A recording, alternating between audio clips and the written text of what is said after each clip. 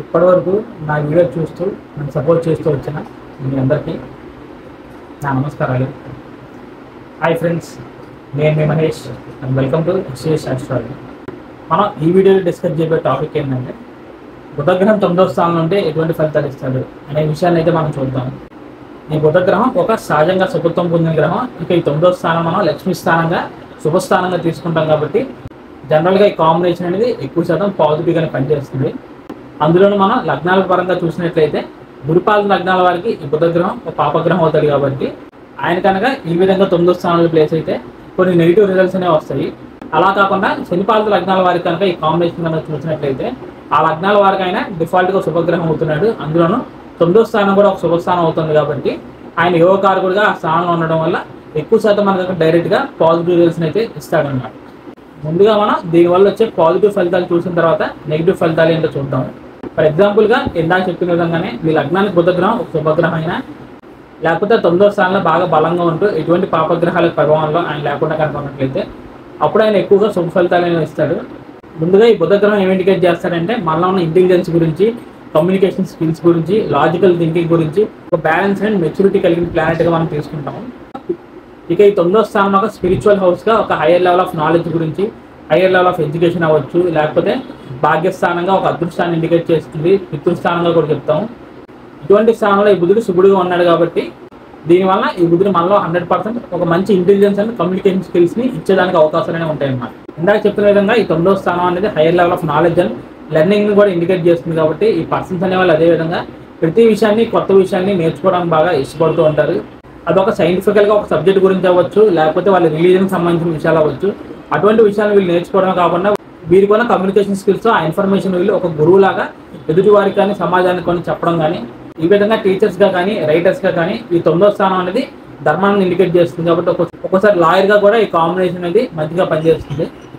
వీరికి ఈ బుధగ్రహం యొక్క మహాదశలు కానీ అంతర్దశలు కానీ వచ్చినప్పుడు సడన్గా అనుకోకుండా అదృష్టం అనేది కలిసి రావడం కానీ, లేకపోతే ఒక ప్లేస్ నుంచి ఇంకో ప్లేస్కి ట్రావెల్ చేయడం కానీ, ఒక్కోసారి మైగ్రేట్ అవ్వడం కానీ, ఒక హైయర్ లెవెల్ ఆఫ్ నాలెడ్జ్ని గెయిన్ చేయడానికి, హైయర్ లెవెల్ ఆఫ్ ఎడ్యుకేషన్ కోసం అవ్వచ్చు. ఇటువంటి అంశాలన్నీ అనుకూలంగా పనిచేస్తాయి. ఒకవేళ ఈ 9వ స్థానంలో ఇంకా పాపగ్రహాలు ఉండకుండా 9వ స్థానాధిపతి కూడా బలంగా ఉంటాయి. ఈ పర్సన్స్ అనే వాళ్ళకి వాళ్ళ ఫాదర్ నుంచి మంచి అదృష్టం కానీ, మంచి సపోర్ట్ కానీ కూడా వచ్చేదానికి అవకాశాలు అనేవి ఉంటాయి. అలాగే వాళ్ళ ఫాదర్ అనే వాళ్ళు కూడా ఒక మంచి పొజిషన్లో ఉంటారు.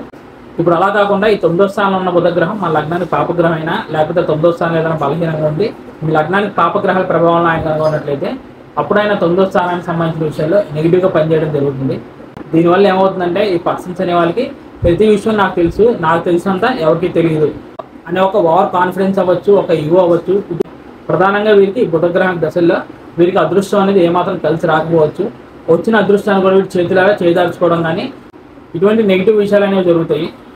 ఎప్పుడైతే ఈ విధంగా ఎవరికైతే 9వ స్థానం అనేది ఎఫెక్షన్ గురవుతుందో ఆ పర్సన్స్ అనే వాళ్ళకి ఒక మంచి మార్గం చూపించే గురువులు అవ్వచ్చు, లేకపోతే పెద్దవాళ్ళు అవ్వచ్చు, వారి నుంచి సపోర్ట్ కానీ గైడెన్స్ అనేది కానీ ఈ పర్సన్స్ అనే వాళ్ళకి దొరకదు. ఒకవేళ ఎవరైనా వీరికి మంచి గైడెన్స్ అండ్ సపోర్ట్ అనేది ఇచ్చినా కూడా దానివల్ల వచ్చే ఫలితాలు అనేవి వ్యతిరేకంగా పనిచేస్తాయి.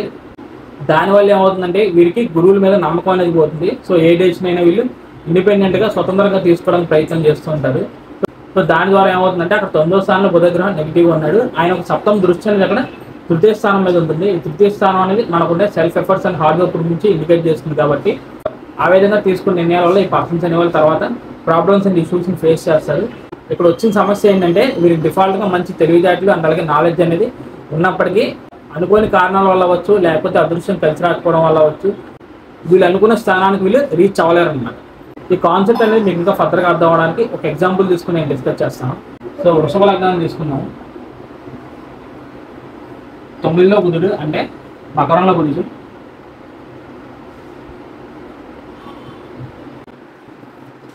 వృషభ లగ్నానికి ద్వితీయ పంచమాధిపత్యం వచ్చి బుధగ్రహం సంపూర్ణంగా శుభగ్రహం అవుతున్నాడు ఈ లగ్నం వారికి. సో ఈ విధంగా ఒక యువకారకమైన గ్రహం భాగ్యస్థానంలో అలాగే ఇక్కడ మిత్రభావంలో ఉన్నాడు. దీనివల్ల ముందుగా వీరికి ఈ 2వ స్థానం నుంచి 5వ స్థానం నుంచి శుభ ఫలితాలు వస్తాయి. సో 2వ స్థానం బాగుంది కాబట్టి ఈ పర్సన్స్ అనే వాళ్ళకి వాళ్ళ ఫ్యామిలీ నుంచి మంచి సపోర్ట్ అనేది ఎప్పుడు ఉంటుంది. అలాగే ఫైనాన్షియల్గా వీళ్ళకి అసలు ఎటువంటి ప్రాబ్లమ్స్ అనేవి ఉండవు. అవసరమైనప్పుడు డబ్బు అనేది దానంతట అదే వీళ్ళ దగ్గరకు వస్తుంది. ఇక పంచమాధిపతి వెళ్ళి 9వ స్థానంలో ఉండడం అనేది ఇది ఒక టీచర్స్ సంబంధించిన కాంబినేషన్ మనం చెప్పచ్చు. దీనివల్ల ఈ పర్సన్స్ అనే వాళ్ళకి high level of intelligence and క్రియేటివిటీతో పాటు మంచి టీచింగ్ స్కిల్స్ కూడా ఉంటాయి. ఇక పంచమ స్థానం అనేది డిఫాల్ట్గా సంతాన స్థానంగా చెప్తూ ఉంటారు కాబట్టి ఇంకా ఈ పంచమ స్థానం మీద కానీ బుధుడి మీద కానీ ఎటువంటి నెగిటివ్ ఎఫెక్ట్స్ లేకుండా ఉన్నట్లయితే ఇది వీళ్ళ సంతానానికి కూడా ఒక వండర్ఫుల్ ప్లేస్మెంట్గా అయితే మనం గుర్తించవచ్చు అన్నమాట.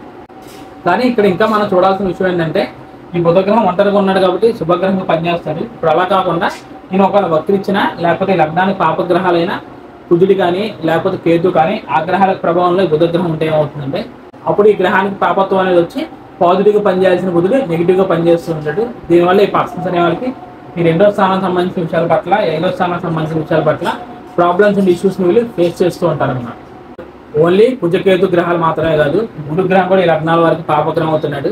కానీ గురుగ్రహానికి ఇక్కడ లాభ అష్టమాధిపత్యం వచ్చింది కాబట్టి ఎక్కువగా నేను గురుగ్రహాన్ని తీసుకోవట్లేదు. ఈ కాంబినేషన్ వల్ల వచ్చే ఇంకా ఎగ్జాక్ట్ అండ్ యాక్యురేట్ ప్రిడిక్షన్స్ కోసం మనమైతే ఈ బుధగ్రహం ఎన్ని డిగ్రీల దగ్గర ఉన్నాడు, వక్రించాడా, నార్మల్గా ఉన్నాడా, ఏమైనా గ్రహాలతో కలిసాడా, లేకపోతే చాట్లో రిమైనింగ్ ప్లానెట్స్ ఉన్నాయి ఈ బుధగ్రహాన్ని చూస్తున్నాయా, నవంశలో బుధగ్రహాలు ఉన్నాడు, ఈ బుధుడు యొక్క దశలైన మనకి ఎప్పుడు వచ్చింది అని ఈ విధంగా మనం కంప్లీట్గా అనాలిసిస్ చేసిన తర్వాత మాత్రమే ఫైనల్గా మనం ఏ లగ్నం వారికైనా బుధగ్రహం 9వ స్థానంలో పాజిటివ్గా పనిచేస్తాడా లేకపోతే నెగిటివ్ ఫలితాలు మనకైతే ఇస్తున్నాడా అనే విషయాన్ని మనం ఫైనలైజ్ చేయాలి. ఈ టాపిక్ సంబంధించిన అన్ని విషయాలు నేను మీతో డిస్కస్ చేశానని భావిస్తున్నాను. ఇంకా దీనికి సంబంధించిన విషయాలు మీకు ఏదైనా డౌట్స్ కనుక ఉన్నట్లయితే మీరు తప్పకుండా కమెంట్ అయితే చేయండి. మీరు పెట్టే ప్రతి రెలవెంట్ కామెంట్కి నేను నెక్స్ట్ వచ్చే అప్కమింగ్ వీడియోస్లో లైవ్లో మీకు రిప్లై అయితే ఇస్తాను. So thank you friends, thank you for watching my video and thank you so much for time. నా సైడ్ నుంచి చిన్న రిక్వెస్ట్ ఏంటంటే ఇందులోని ఇన్ఫర్మేషన్ అనేది మీకు నచ్చినట్లయితే ఈ వీడియోని అయితే లైక్ చేసి నా ఛానల్ సబ్స్క్రైబ్ చేసుకోండి. ఇది చివరిగా ఎవరికైనా పర్సనల్గా కన్సల్టేషన్ తీసుకోవాలి అనే ఉద్దేశం కనుక ఉన్నట్లయితే స్క్రీన్ మీద కనిపిస్తున్న నెంబర్కి వాట్సాప్ ఆర్ కాల్ చేయండి. ఇక నెక్స్ట్ వచ్చే అప్కమింగ్ వీడియోస్లో మరిన్ని ఇంట్రెస్టింగ్ వీడియోస్తో మీ ముందుకు వస్తాను. అప్పటి వరకు bye friends, see you very soon and Jai Hind.